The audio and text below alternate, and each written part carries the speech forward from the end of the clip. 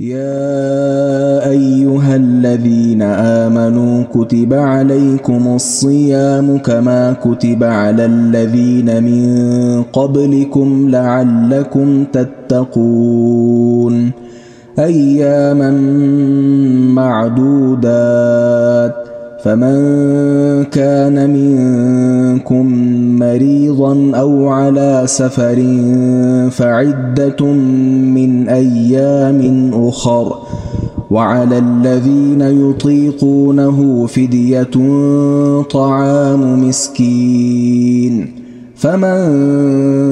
تطوع خيرا فهو خير له وأن تصوموا خير لكم إن كنتم تعلمون شهر رمضان الذي أنزل فيه القرآن هدى للناس وبينات من الهدى والفرقان فمن شهد منكم الشهر فليصم ومن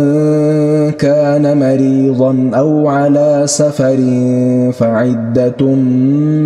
من أيام أخر يريد الله بكم اليسر ولا يريد بكم العسر ولتكملوا العدة ولتكبروا الله على ما هداكم ولعلكم تشكرون وإذا سألك عبادي عني فإني قريب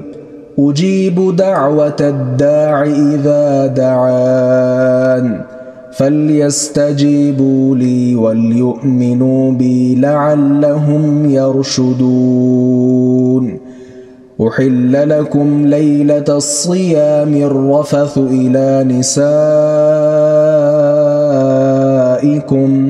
هن لباس لكم وأنتم لباس لهن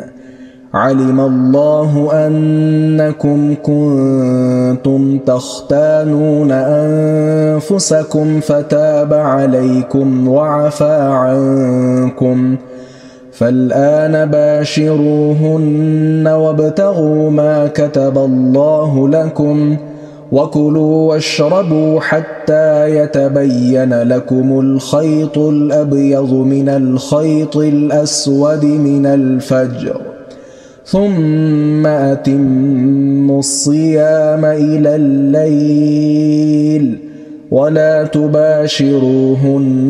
وأنتم عاكفون في المساجد تلك حدود الله فلا تقربوها كذلك يبين الله آياته للناس لعلهم يتقون ولا تأكلوا أموالكم بينكم بالباطل وتدلوا بها إلى الحكام لتأكلوا فريقا من أموال الناس بالإثم وأنتم تعلمون